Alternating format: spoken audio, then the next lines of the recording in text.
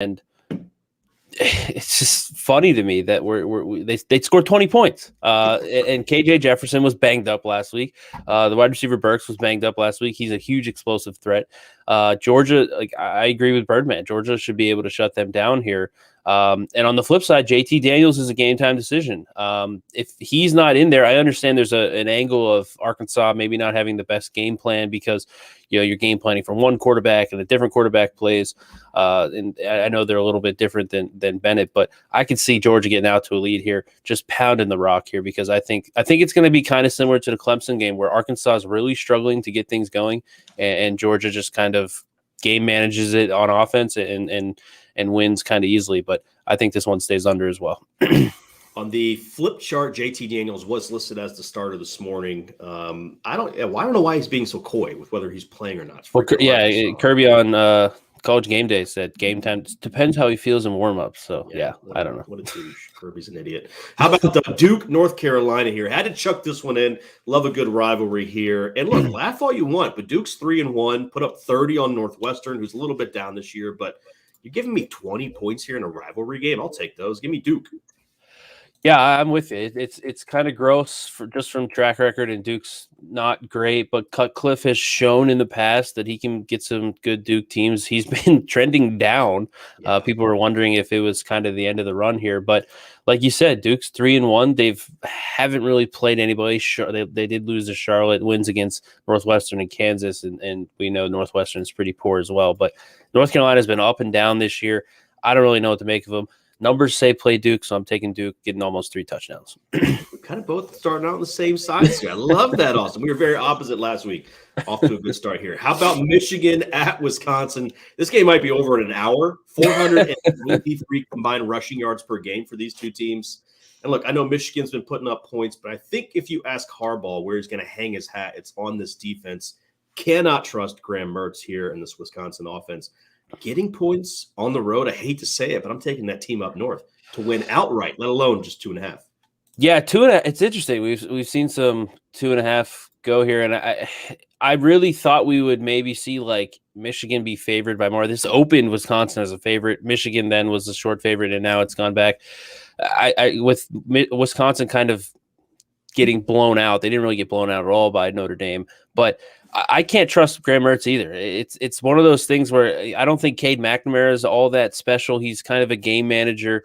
I think this comes down to who throws the ball better. And Graham Mertz against Penn State and Notre Dame, two respectable teams that they've faced this year, has not been able to throw the ball, has not been able to take care of the ball. Michigan, go back to 2019, people were complaining that they were throwing too much. Now they're running too much. It's just I have a little bit more faith that Michigan can throw the ball than Wisconsin. So I'm with you. I'm taking Michigan. And yes, you're right. This game might be over by 1 p.m. Eastern time. Which is good because you have an awesome set of afternoon games. But before we get there, 12 o'clock game still. Texas at TCU. 4-point road favorites here, 65 on the totals. Texas basically scored on every possession. Casey Thompson looks to have turned this thing around. 128 points in his 2 starts. The Sark's got these boys rolling. I'm taking Texas laying the number.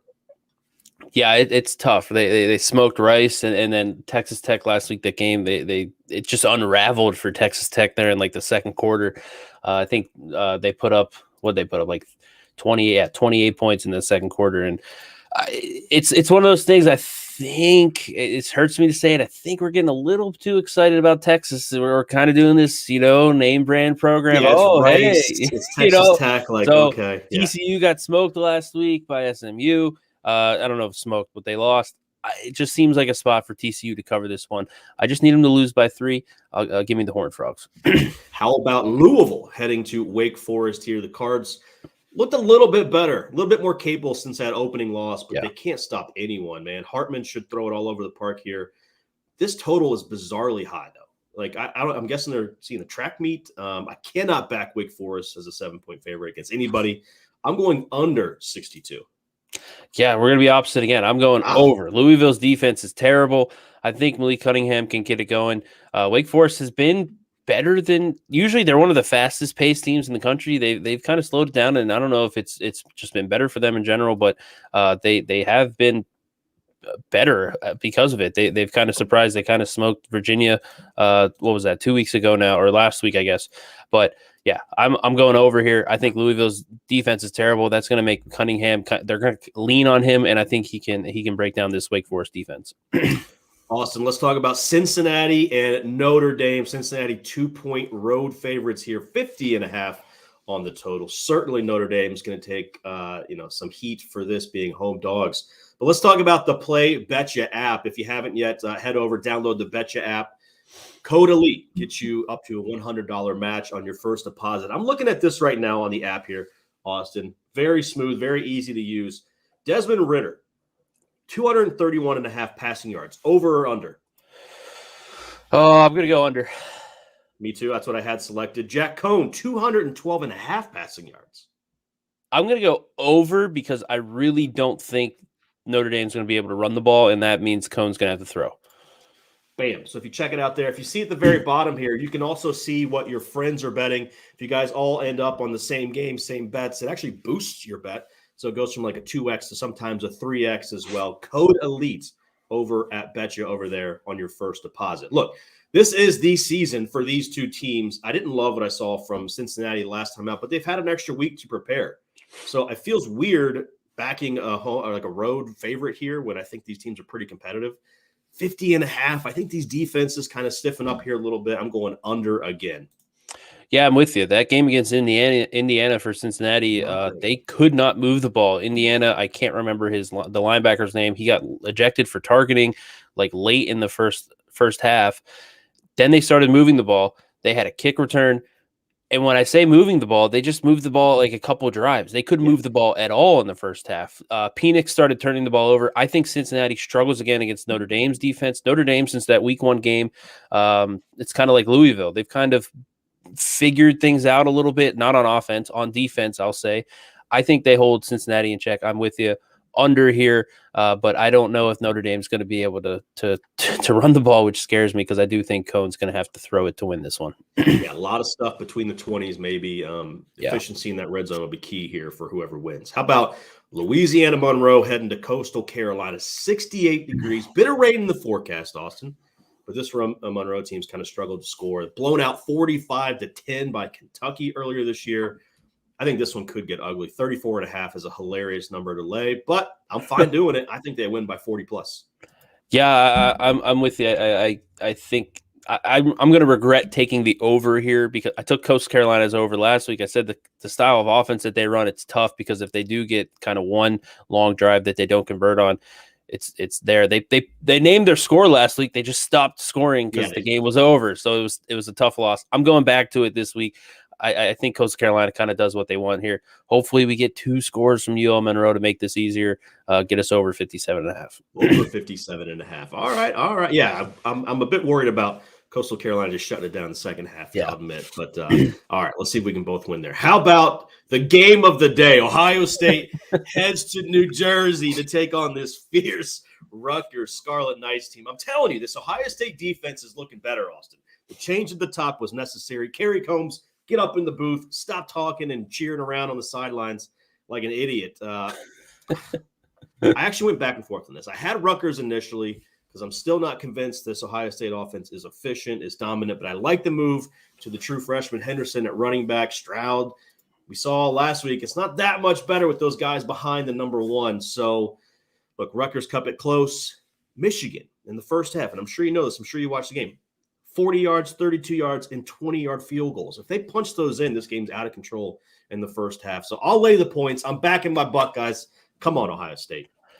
Yeah, I'm with you. It's good you bring up the Michigan point there. Like, it kind of seemed like Michigan, they dominated the first half. Like, it was strictly men against boys. They did, and it seemed like Michigan was like, okay, we got Wisconsin next week. Let's just run the ball, get this through. And they kind of got unlucky in the fact that they couldn't get a first down, and then the defense was starting to get tired. Rutgers made some adjustments. I think Michigan just got kind of a look-ahead spot. That worries me because I could see Ohio State just blowing the doors off of Schiano. I said to you before the show, I hate this pick. I am taking Rutgers plus 15. I think we could have a back door here, but I really think Schiano takes these games against Michigan, Ohio State, and Penn State more serious than he does the other teams right now as Rutgers is in the middle of their rebuild. But I'm going Rutgers. I hate it, but I think they can sneak in the back door here. I'm going to use a little game theory here, Austin, because look, like you said, I think Michigan had a bit of a look ahead spot. Ohio State does not. They have Maryland next week, and they have yet to have an impressive win. Minnesota's no good. We're getting excited Akron about Tulsa. 59-7, baby. Akron, but what are we doing? They need a Big Ten win outside of this Minnesota win at the start of the year here. They need an impressive performance. So we're Oppo. Someone's going to win, and I hope it's me. Screw you. How about Ole Miss at Alabama? Alabama 14.5-point home favorites here. 79.5 on the total. But this is just a Lane Kiffin doesn't give a fuck game. This is points everywhere. This Alabama defense, we talked about it not being up to the standard of Nick Saban's expectations just yet. I do think Ole Miss can score. This has Alabama blowout first half, Ole Miss scored points in the second half written all over it. I'm going over 79.5. Yeah, we're going to be opposite again. I'm going under. This total. This is weird, right? It opened at 80. Yeah. Got knocked down to 74, 75, and then it's come back around 80. I'm seeing even some 81s pop up there now. We chose 79.5 for the contest here. I'm going under. I hate it because they scored 111 points last year. Mm-hmm. But here's the thought process on it. Outside of the numbers, subjective reasoning, Alabama's offense is not as good as last year's. Their defense, I'm going to say, is probably similar because the defense last year wasn't exactly shut down. Again, they gave up 48 points to this Ole Miss offense. Ole Miss's offense, sure, you could say they're maybe a little bit better. I don't know, but still really efficient. But their defense is much better. We joked all the time about Tailgate Teasers last year with Ole Miss. If you don't know what to do, just bet the over because their defense was terrible. They've made tons of improvements here. I don't think Saban trusts this offense to get into that type of game. So I think he tries to ball control this. Ole Miss is going to want to go fast. I think Alabama tries to keep it. Even against Florida. Florida scored on their last 3 drives to make that game in 60 points. So again, I think Alabama's offense can slow down Ole Miss enough. 70.5 is a big number. Give me the under. Counterpoint.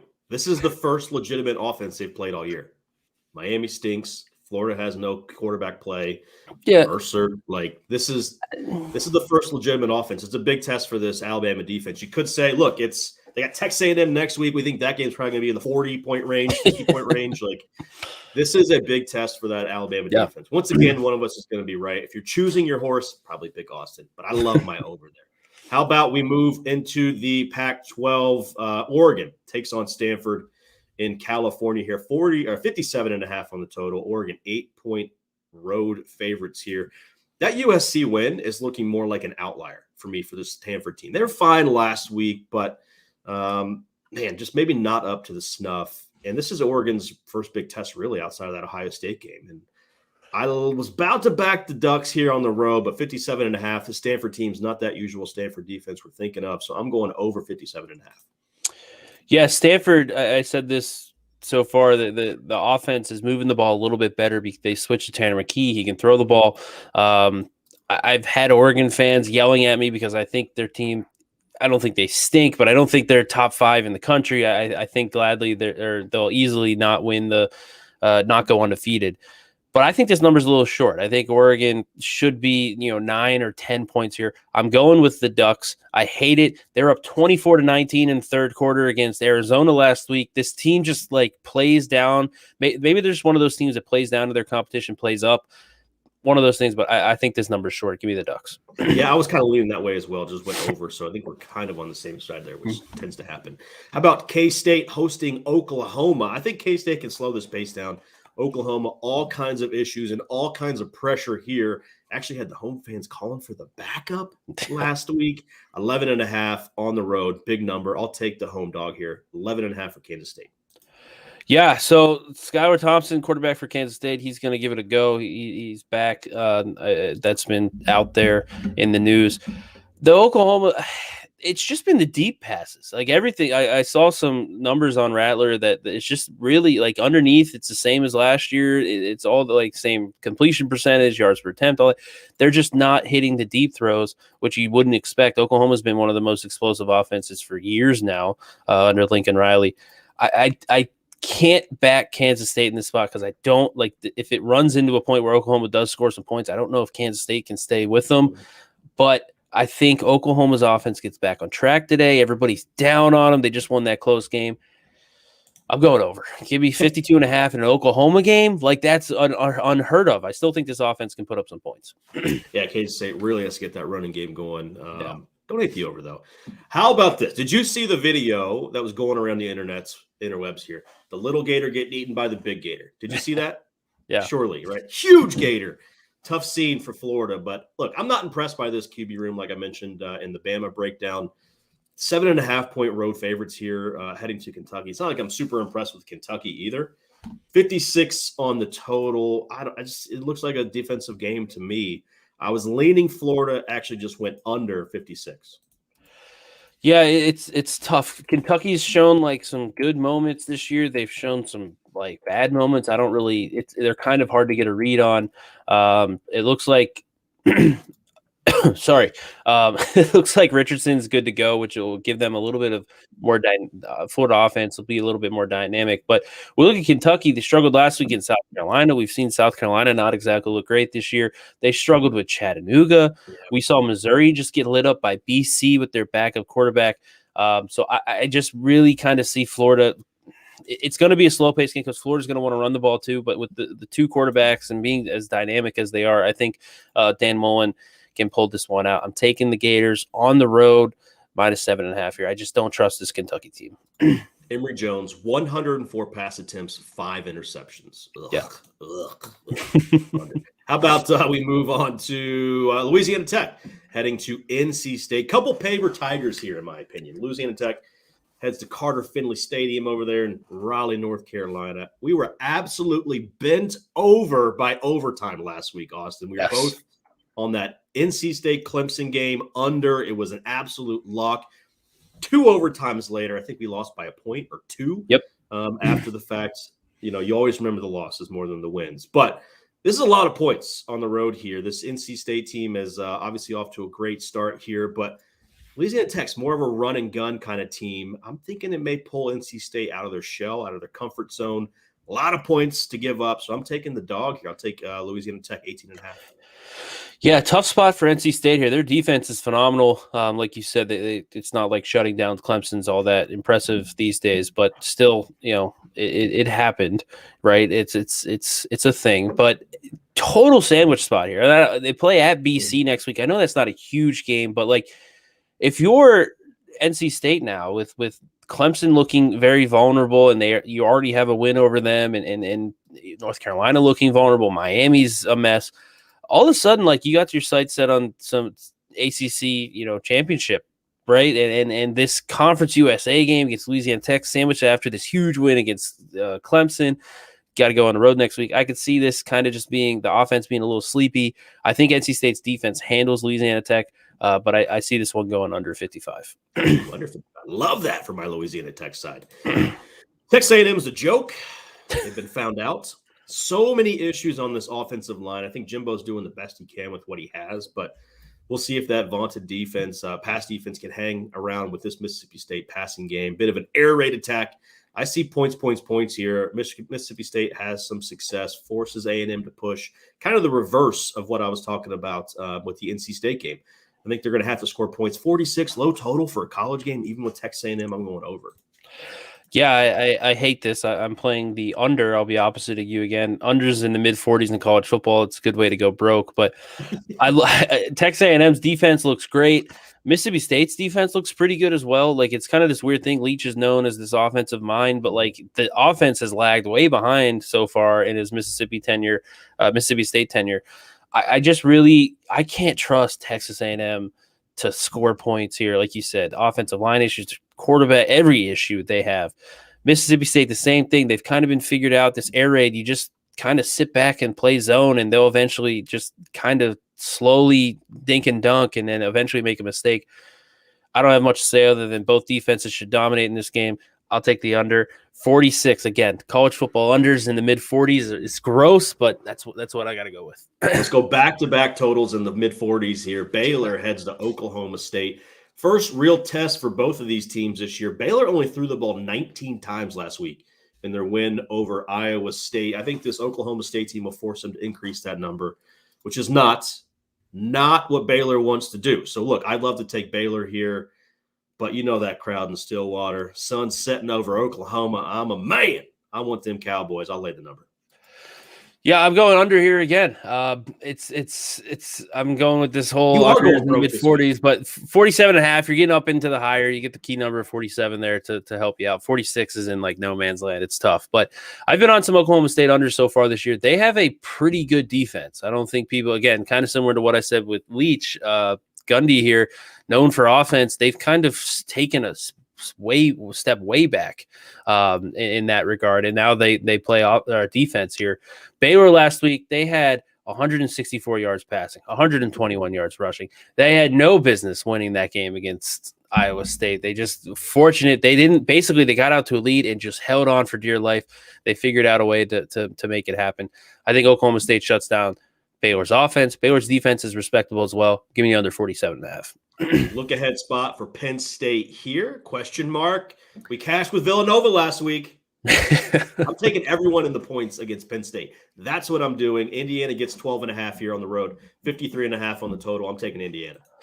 Yeah, it's tough. I'm kind of surprised my numbers lean this way, but I'm going to be opposite here as well. I'm going on Penn State. James Franklin historically, he has not had these moments of look ahead spots. He likes to just he does not want his team to be questioned for their ability. And Villanova was a game. They couldn't move the ball. They had 5 plays for 225 yards. And they were basically all touchdowns. That was it. They can't run the ball. I think Indiana's defense plays well in this game. I cannot trust Penix. Penn State's defense has been, I don't want to say opportunistic, because Graham Mertz and the Auburn wide receiver have fumbled without a Penn State defender touching him in this one. But I think Penn State covers this number. James Franklin doesn't let up here. I don't see Indiana coming in the back door. Penix, I don't know if he's healthy. Penn State. Yeah, you can't afford to look ahead when he's your coach. That's basically where we're at here. How about maybe the pride of the Big Ten, Michigan State? They are going to be an issue. 11-point home favorites here against Western Kentucky, 66 on the total. They should walk all over Western Kentucky, but I think the total is a little bit high. I'm going under 66, but leaned Michigan State. Yeah, Western Kentucky, they played Indiana last week. They're like a de facto non-conference conference opponent, if you will. But Western Kentucky, they bring in an air raid attack here from Houston Baptist. They throw a ton. That's why we're seeing this total up. I've been on 2 of their unders. I played their under against Army earlier in the year. In the first and third quarters, I think they combined for 10 points, but in the second and fourth, they combined for 55 or something crazy. It was stupid. Same thing last week. Indiana started throwing the ball a little bit more against them late. I didn't think they needed to. Western Kentucky scored late to push that total here. But I'm with you. Michigan State didn't have a first down last week in the second half, and they managed to pull off against Nebraska. That's a typical Nebraska game, right? Yep. But I'm with you. I think this game under Michigan State with the athletes they have, I think Western Kentucky can't throw as much as they want. So I'll go under 66 with you. Speaking of being found out, Dabo Swinney is such a goober, man. He stinks out loud if he doesn't have a top 5 pick at quarterback, and DJ ain't that. I think, by the way, single-handedly might ruin the NIL program for Clemson. He got paid so much money, and is certainly under-delivered here. But Boston College, 14.5-point dogs here at Clemson, 46 on the total. Boston College, super balanced on offense, solid on defense. That's a nightmare for this Clemson team who can't blow away anyone. Big number. I'm taking the dogs here, 14.5. Yeah, BC, I played them last week. The Jerkovich injury, their quarterback really struggles to throw. Luckily for them, they scored late to take the game over. I had their under. But they played Missouri, who has a terrible rush defense. Clemson, they do have some injuries on the defensive side of the ball, but I still think they're going to have a great – Venables, when's the last time he's even had just a good defense? It seems like they've been great for a decade now. So I trust them. I'm going to lay the 14.5 here. I think we're getting too little. I don't know if Boston College is able to penetrate. DJ has been struggling. That offensive line for Clemson is very, very poor. I think they can kind of get back on track today. 14.5 is big, but I make the game right on 46. I lean towards Clemson. Give me the Tigers here.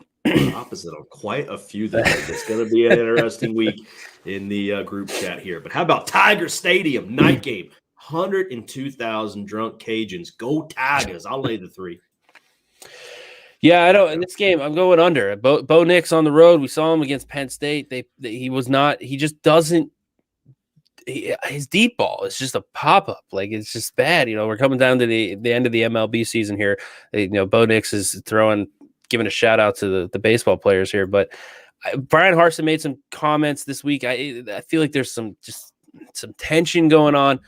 I'm going under. I don't think Auburn scores as much. I know LSU's defense isn't what it's been, but I think they have an advantage here. I just can't trust Bo Nix on the road here. I'll take the under 55.5. Fade Bo Nix on the road. I think we both could easily win that bet. Our bets there. Arizona State heads to UCLA. UCLA 3-point favorites here, 55.5 on the total. This is actually a free play in our daily newsletter. It's called the Daily Dime. You can check that out over at EliteSportsBetting.com. Free to sign up. Free bet every single day, 6 days a week. Forks up, baby. Arizona State +3 was our play. UCLA coming off nice little bounce back win, but not overly impressed with them. So I'll tail our Daily Dime pick and take Arizona State. Yeah, Arizona State. Big difference. Daily Dime, Siege, me, and Frank all in the bet pack on Arizona State here at +3.5. This number's ticked down to +3. I think this Arizona State defense is good. UCLA's offense is fantastic, but Dorian Thompson-Robinson struggles throwing the ball. He banged up his shoulder last week. Mm-hmm. Not only does that even make Arizona State, hey, we're going to force you to throw the ball, but when you do want to run, if Dorian Thompson-Robinson wants to run, you got that shoulder injury. You're not running as effective here. I think that really hurts UCLA. I don't think their defense is good enough to make up for that. So give me the Sun Devils here. Herm Edwards, big win on the road here. I love it, man. Outright. God, that'd be fantastic. Good night, Chip Kelly. Get out of there. USC, that job is ripe for the picking, man. UCLA ain't what it used to be. Man, It's not going to be Urban Meyer. I'm calling my shot. How about a get-right game here? Press or recover? We're going to throw the Hawaii game in every single week. Just so happens we got Fresno State, 10.5-point road favorites here, 64.5 on the total. Hawaii at midnight. I mean, I like this Fresno State team, though, Austin. I don't know about you. Hawaii's given up some big scores already this year. I think Fresno gets over 40, which gives me room for them to cover based on this total. I'll lay the 10.5. Yeah, Fresno State lost by 7 to Oregon, beat UCLA. Then last week they kind of have this comeback against UNLV. Weird team, but they're the athletic quarterback.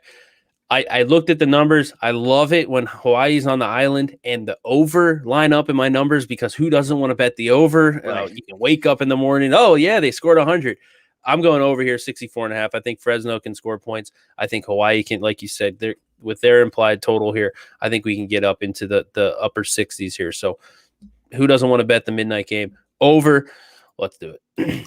Yeah, I was, by the way, Fresno start. Just slow start. Fresno State slow start. They got to go in late. 5 touchdowns there for the quarterback. So, yeah, love it there. Fresno State in the over. There you go. 21 games inside of 30 minutes. We do this every single week. Appreciate you guys tuning in.